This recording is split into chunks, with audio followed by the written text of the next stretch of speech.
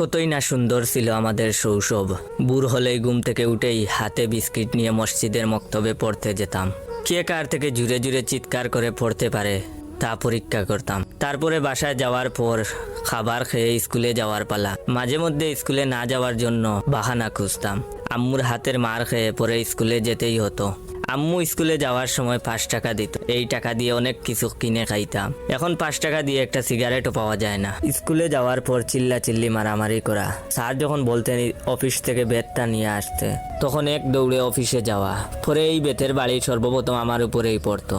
টিফিনের টাইমে স্কুলের মাঠে ফুটবল ক্রিকেট খেলতাম। তারপরে আবার ক্লাস শুরু। 4টার সময় স্কুল ছুটি হতো। বৃষ্টির দিন হলে বৃষ্টিতে ভিজে ভিজে বাসায় আসতাম জ্বর ওঠার জন্য, যাতে পরের দিন স্কুলে না যাওয়া লাগে। বাসায় এসেই বইয়ের ব্যাগটা রেখে খাবার না খেয়েই একটা দৌড় দিতাম খেলার মাঠের উদ্দেশ্যে। সেখানে গিয়ে ফুটবল ক্রিকেট খেলতাম। মাগরিবের আজানের সাথে সাথে বাসায় চলে আসতাম। গোসল করে পড়তে বসতাম। পড়তে না বসলে আম্মুর হাতের বেতের বাড়ি খাওয়া লাগতো। এখন আর কেউ বলে না মসজিদের মক্তবে পড়তে যা, কেউ জোর করে এখন স্কুলে পাঠায় না। এখন আর সেই কাদামাখা মাঠে ফুটবল ক্রিকেট খেলতে যাওয়ার জন্য বলে না। সেই কাদামাখা মাঠের অনেক বন্ধুগুলাই জীবিকার তাগিদে দেশের বাইরে চলে গেছে। সন্ধ্যা হলে পড়তে না বসলে এখন আর মাও মারেন না। এখন আর 5 টাকার জন্য মায়ের কাছে কান্না করি না, কিন্তু সেই সোনালি দিনগুলো এখন শুধু মিস করি। যদি আমাকে কেউ বলতো তোমার জীবন থেকে হারিয়ে যাওয়া